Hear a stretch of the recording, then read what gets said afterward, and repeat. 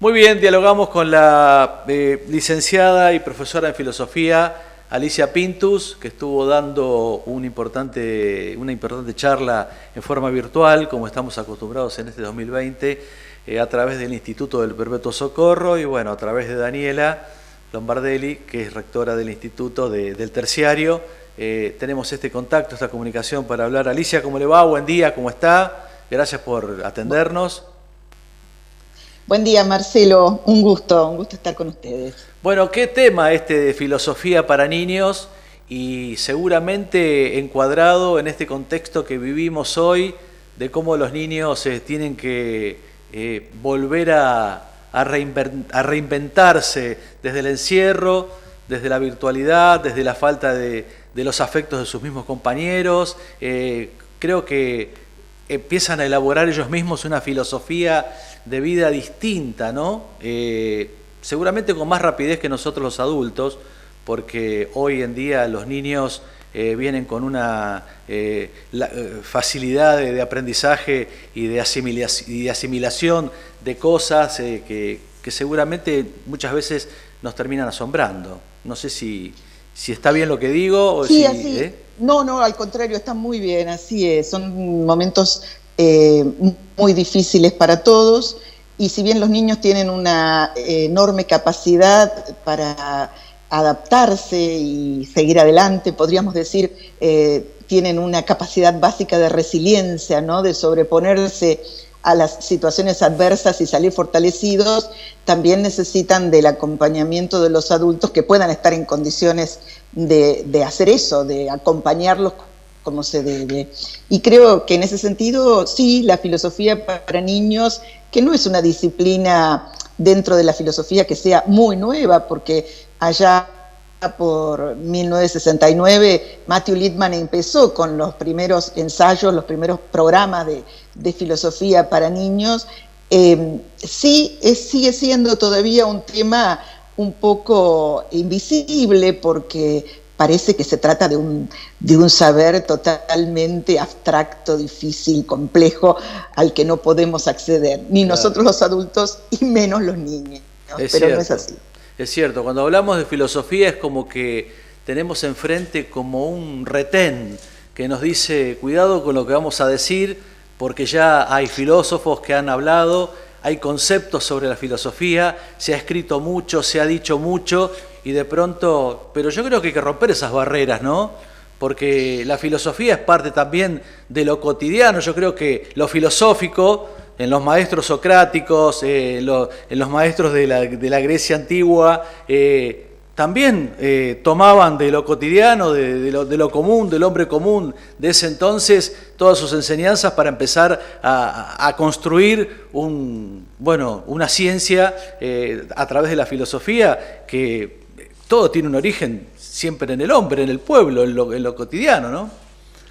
Sin lugar a dudas, es tan claro esa idea que coincide plenamente con lo que podríamos decir son los orígenes de la filosofía para niños y de la filosofía en general, por lo menos en Occidente.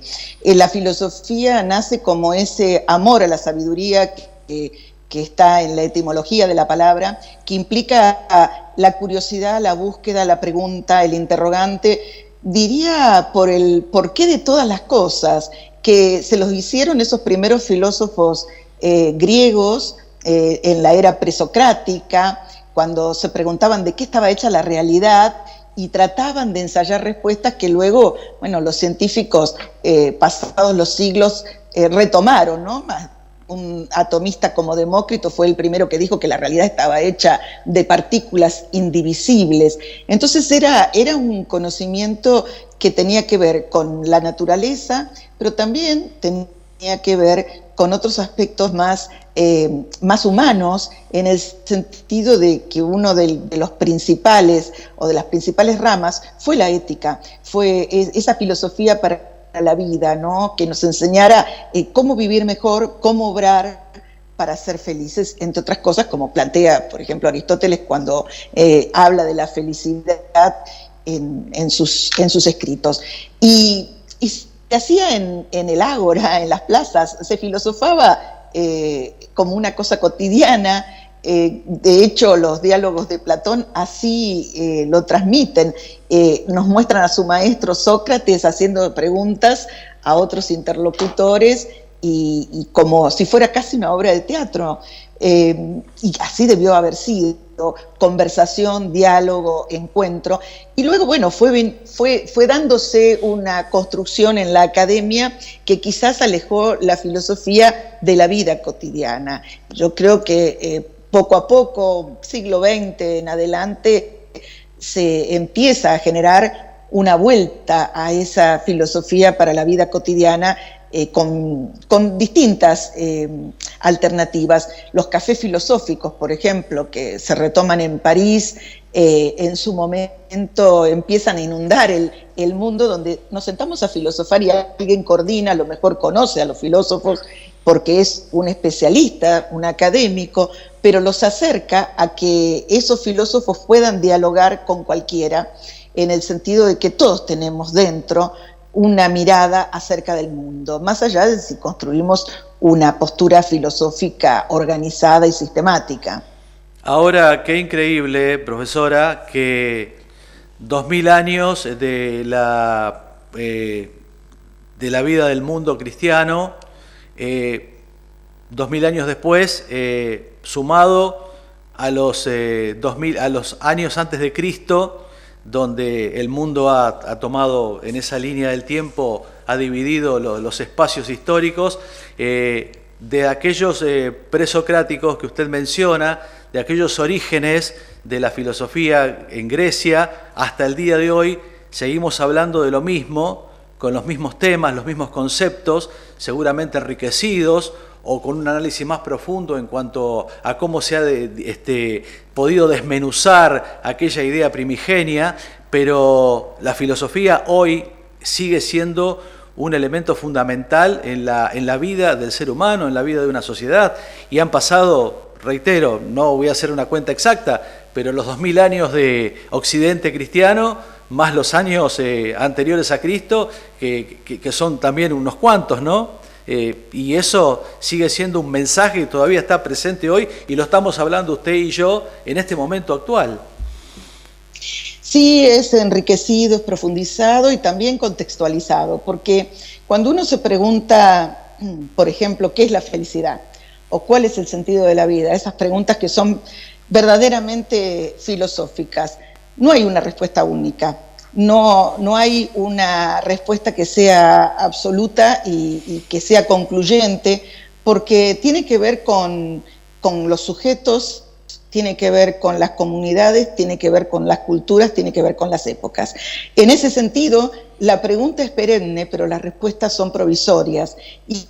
Y a diferencia de las ciencias, la filosofía permite pensar y volver a pensar sobre aquellas cuestiones que en algún momento se cerraron, porque incluso hubo todo un pensamiento, podríamos decir, de la época clásica, que vuelve a ponerse de moda y vuelve a ser un tema de verdadera reflexión a partir del Renacimiento, y el medioevo se dedicó a otra problemática.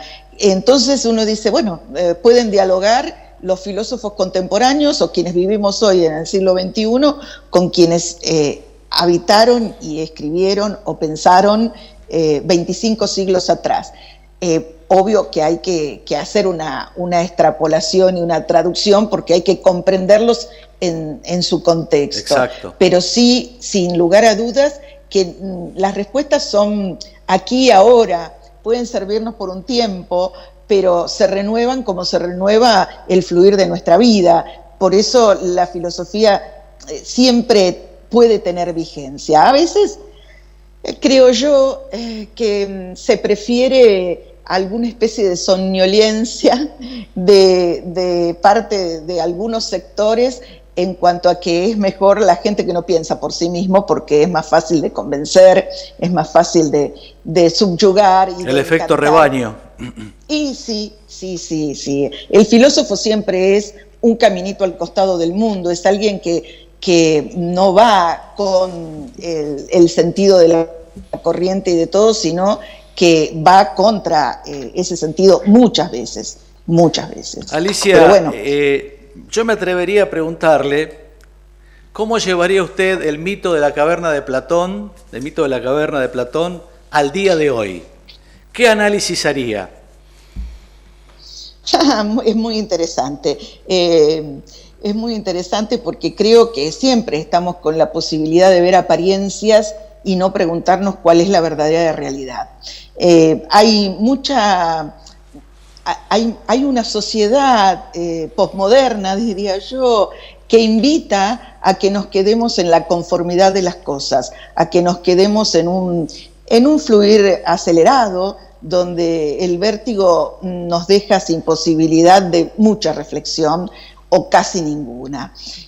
Tal vez por eso es que esta situación que estamos atravesando en este momento como planeta, donde todos estamos viviendo una pandemia que no esperábamos. ¿Qué rol juega la filosofía hoy en día en función de esto, profesora? Decía que en este momento es un momento especial para la filosofía porque la solución de las situaciones problemáticas, pragmáticas que tenemos en este momento, quizás no son o no se van a resolver con recetas, sino que requieren una cosmovisión, un análisis mucho más profundo de cuáles son las prioridades, las jerarquías de valores, de hacia dónde queremos ir como sociedad.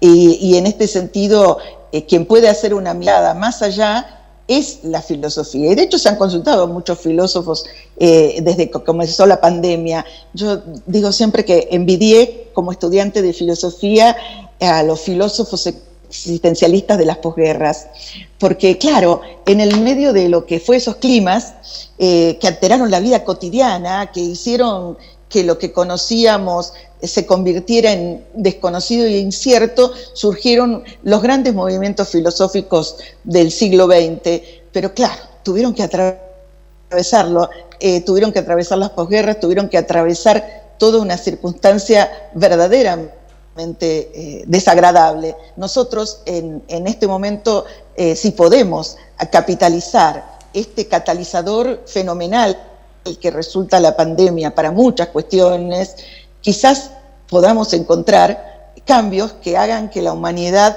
viva un poco mejor, no algunos, sino la mayoría o todos, si lo podemos rescatar y pensarlo con otros. Profesora, le agradezco su tiempo, realmente ha sido muy agradable dialogar con usted. Este tema de la filosofía me invita a poder estar mucho más tiempo en diálogo, pero los tiempos de la televisión son tiranos, pero realmente nos ha esbozado unos conceptos muy interesantes, muy lindos, y nos vienen bien para refrescar un poco nuestra mente, para sacarnos del contexto crudo, de la realidad que vivimos, de la pandemia, del COVID, de los problemas cotidianos que esto aqueja para ir por otro camino. Muchas gracias por su tiempo, ha sido un placer para mí y vamos a repetir este contacto en otra oportunidad, eso se lo puedo asegurar. Cuando usted quiera, no hay ningún problema. Para la gente de Chañar siempre, porque realmente los llevo en mi corazón. Cuando fui supervisora del instituto fue maravilloso el trabajo que hacían y siempre admiré el trabajo de Piti, que era la rectora anterior, y por supuesto de Daniela, que siempre ha hecho del instituto un polo cultural, creo. Usted ya ha tenido un primer encuentro la semana pasada a través de Meet, de la virtualidad, ya con muchos, a través de lo que organizó el instituto. Así es, y el curso continúa. Quienes no hayan estado en esa charla, lo mismo, vamos a retomar algunos temas este próximo 29 de septiembre. Exacto. Así que tenemos por delante cuatro encuentros y un trabajo para hacer con los docentes para que puedan llevarlo a las aulas con sus alumnos. Ojalá se puedan anotar muchos y puedan ser muchos partes de de estos encuentros. Muchas gracias, profesora, que tenga un buen día. Bueno, queda invitado, yo le digo a Daniela, queda invitado, Sí. Marcelo. Sí, cómo no, voy a ser parte. Gracias, Bueno, un gusto. Adiós.